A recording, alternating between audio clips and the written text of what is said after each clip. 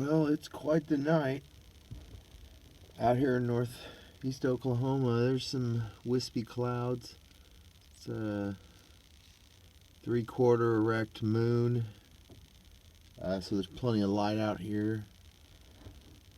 I do a lot of pondering right now, especially when there's no wind. I find that wind makes me nervous. It's not the wind itself. I always thought it was, but it's the fact I can't hear.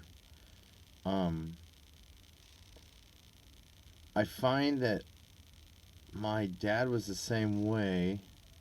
I don't know if this has been proven scientific of men or if anyone's more sensitive, but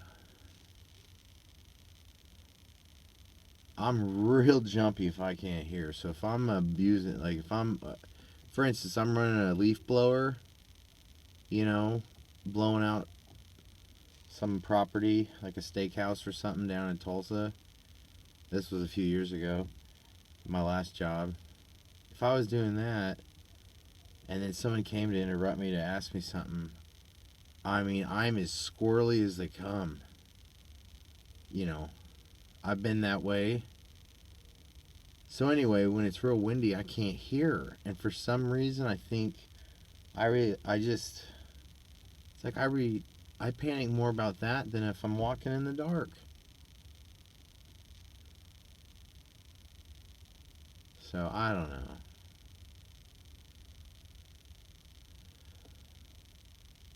I forgot why I wanted to make this video. Hold on. Oh, that's embarrassing.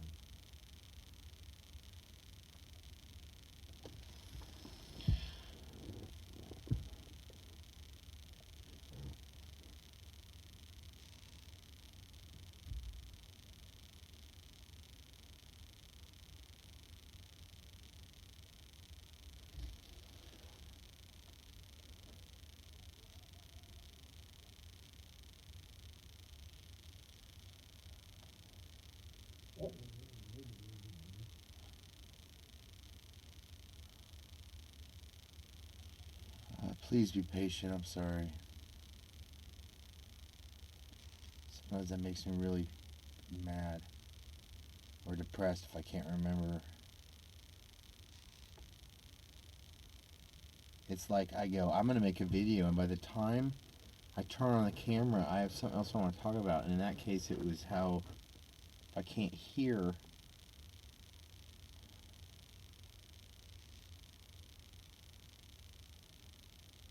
I've been thinking a lot about, the future of psychology, and if I had my dream, if I could make an influence on the world, I would want it to be in pediatric psychology. And so if I ever won the Powerball or something, I think that's where all my money would go. Well, I need enough for a pontoon boat, and I would keep 20% of whatever I win, and 80% goes to pediatric research. And my psychiatrist, she works with children, and I really want to. I think I was put on this planet, or some starship or something, to work with her in this area and maybe start a foundation. And I think I could help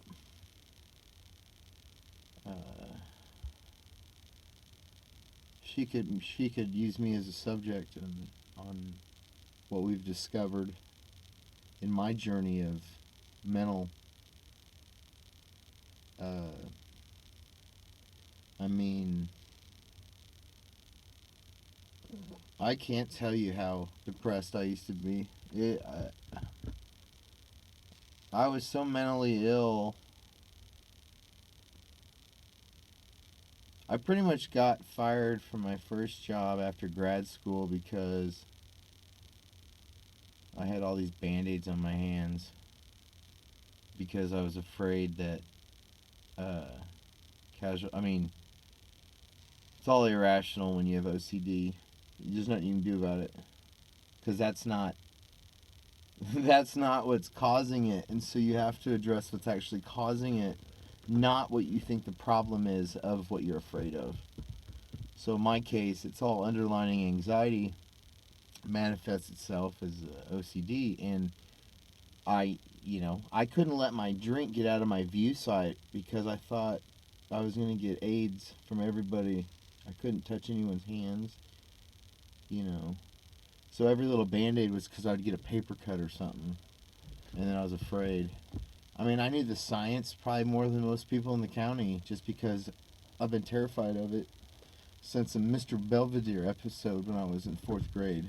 When a kid in his school, little Jamie, his little friend, little Jamie's friend, they wouldn't play. They wouldn't get on the swing with him because his little friend it was basically during, they were trying to help, promote cases like the Ryan White story, which was big in the news. And I remember how scared little Jamie was and how mean everyone was to this little boy. And from that moment on, I was obsessed with getting AIDS. So it's changed everything. I mean, I had one sexual partner in high school.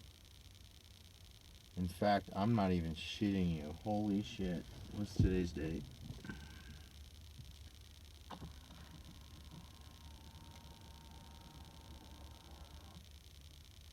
Hold on. Alright.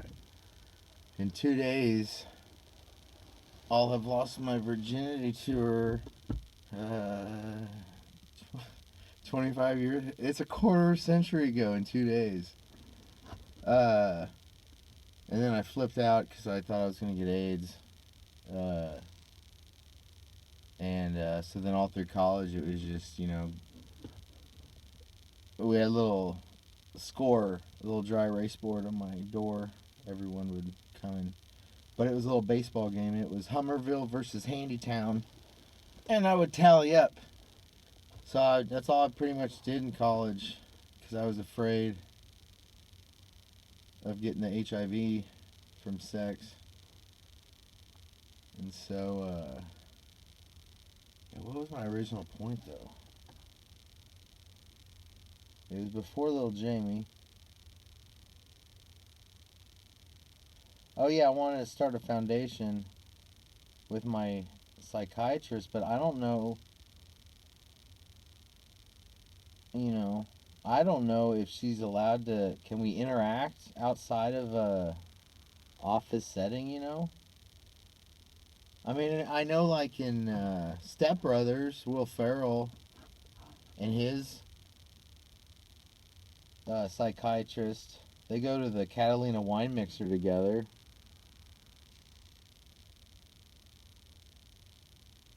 The best part is her husband works in the building, and I've met him a few times, and like I want to go play golf with him and stuff. And I'm like, is that weird too? Can you play golf with your psychiatrist's husband? I want to. He's really cool. I think we're genetically the same. He looks like all my relatives from Scotland. We're very barrel chested.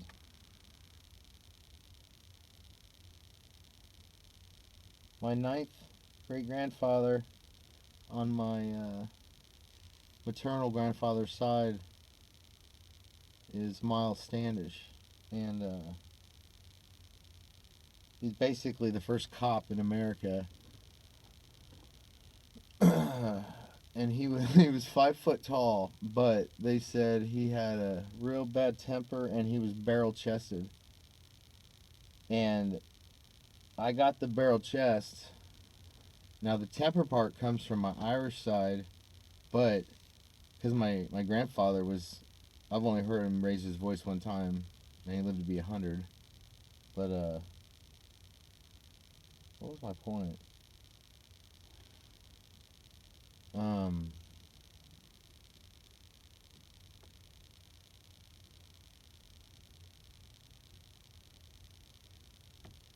I guess I just get frustrated because it's like, guys, we all just want to be happy, right? Let's map it out. Maslow's hierarchy is pretty badass because it's simple, and we can get everyone to level 2. But you can be happy in a pile of sand all over the world. So why not just spend all of our efforts on trying to make humans happy? I mean, what is wrong with you guys? It's so simple. I mean, I can't believe it. All of our money for our youth should be into their mind, their welfare. All of it. You know how much money we waste on computers at schools? It's so stupid. They're a big percentage. If you can prove you don't have a computer at home, then your family gets a computer. Okay? And that's going to be a lot less than putting computers in every classroom. There's no reason for it at school. There's so much more to do. I'm talking elementary school. Then 6th grade, you can have them. But like,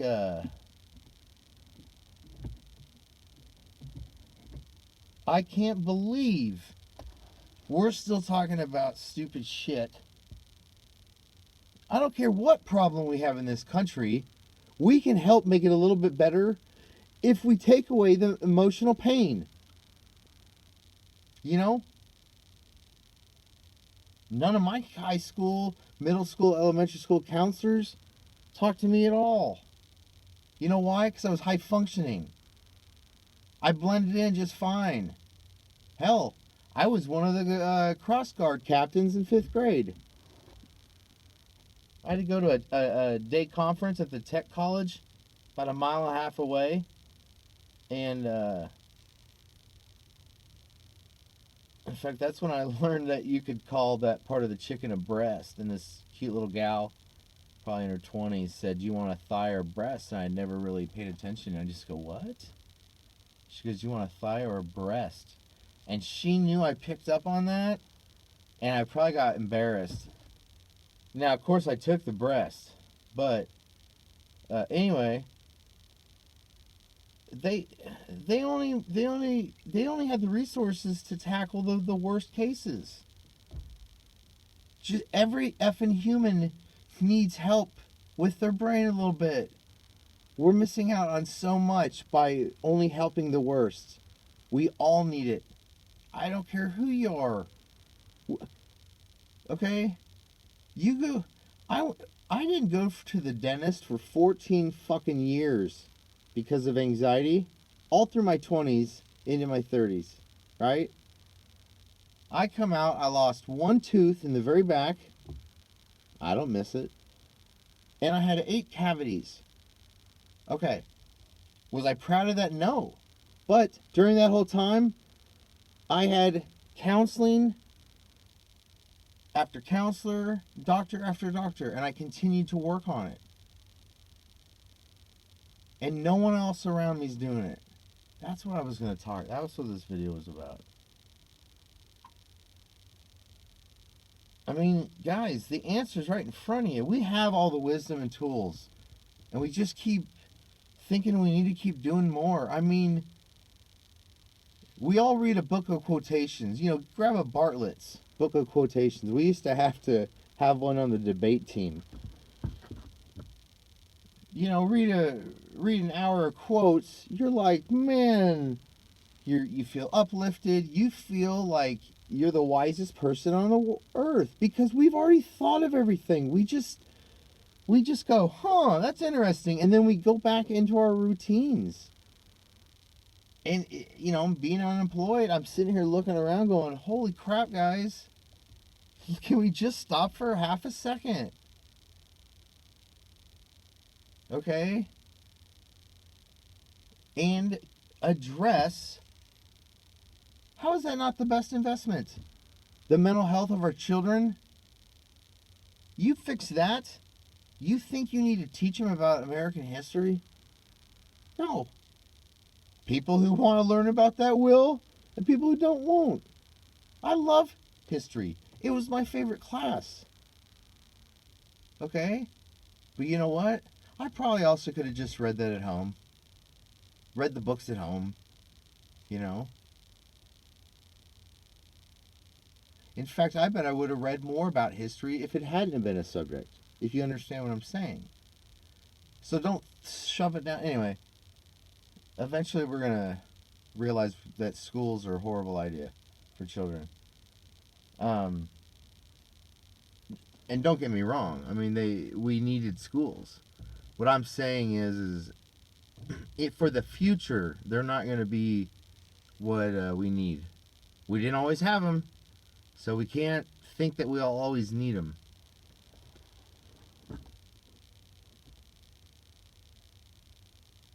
Yeah, that's what I wish everyone would do, is just work on their mental health. Their personal mental health. And I'm talking about the people who are spoiled enough and in a safe environment, you know. I know there's people that are in a different human cycle where they are basically going through the stresses that my great grandparents probably went through,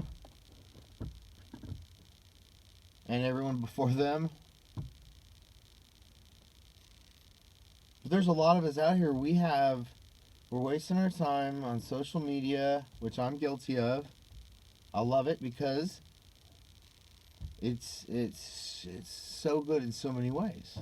But like everything else, we need to figure out the good and the bad and realize that, you know,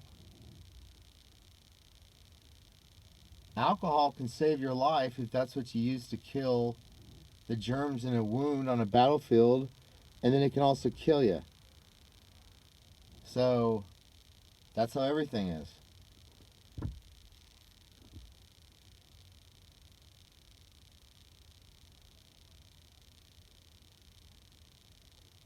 Anyway, I'm sorry. I haven't had a good rant in a while, and really since my channel was taken away because I violated my you know, at the when you ever you do a contract, whenever you download apps or use apps, and you know, which sucks because they update it every year and you have to read it, and so it takes me a couple hours sometimes to read the terms and conditions. And so I thought I understood the ones for YouTube,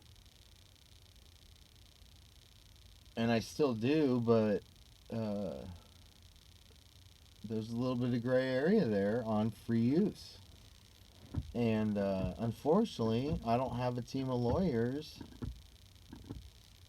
to get my terminated channel back up. And that's fine. I was telling my friend Robbie the other night, my other channel had about 900 videos, and I had a special playlist on there. I had a lot of videos for the people of the 25th century. And so, basically, my entire video log was, and it included videos from other people, that it was like a time capsule of videos I thought I wanted to put in there. And then it was like a slice of life from what it would be like to be a common man during my time, roughly in my situation on Earth. And I wanted it to be saved in case anyone was, you know, bored or whatever in the 25th century, and maybe they're doing a report. And because I had a lot of video footage and stuff, maybe they just want to laugh about how we talk. You know what I mean? Like, this to be fun. I don't have a legacy right now, something that, you know, and I don't need one, but I just thought it'd be neat if I knew on my deathbed that there was a 10% chance that maybe people in the 25th century would enjoy what I had made for them. So, there's part of me that hopes that YouTube's at somewhere saved all my videos, and in the future, in the 25th century, they'll run some scan through all of the videos, you know, in a nanosecond. But people, researchers are gonna. I mean, it'll be weird if someone, you know, it'll pick up like, hey, you know, they're like, hey, I want to know what it's like for people in the 21st century, and they're like, well, hey, because it's all gonna be artificial intelligence, and they'll be like, well, hey, there's a guy that actually made a time capsule for anyone who was interested during your century. And then they pull up all my videos and that person could watch them, you know? And so part of me, it's like I don't even want anyone to tell me. But part of me just hopes there's like a warehouse somewhere. Somehow my videos were saved, and at some point we'll protect all of our YouTube videos from this time. And I hope they're accessible in the future. And the title of my playlist is YouTube, Please Save This for the 25th Century. But, you know, unfortunately they terminated all that. So now, you know, I got too much going on in my life right now to make a new 25th century time capsule. So that's what I told Robbie. I just said I hope maybe someday that'll happen, because he was real interested in my 900 videos, and he just learned about them, and I said, well, unfortunately, you know, that channel was terminated. In fact, there's a video of him. I went to a rock and roll Zeppelin concert with him a couple weeks ago, and there's something like, well, his last name's Hart, H-A-R-T. So it's me and Robbie Hart. It's a little funky negative video, meaning I flipped the negative film on the filter or whatever, and I thought it was pretty cool. Robbie's a big musician. He was lead singer to a band, and when we were in college, or college age, Final Warning, and they played in central southern Kansas, and then in the northeastern part of Oklahoma, and they might have played in Arkansas too. But it was Robbie Hart, Final Warning, if you looked it up. But anyway, I need to get some shut eye.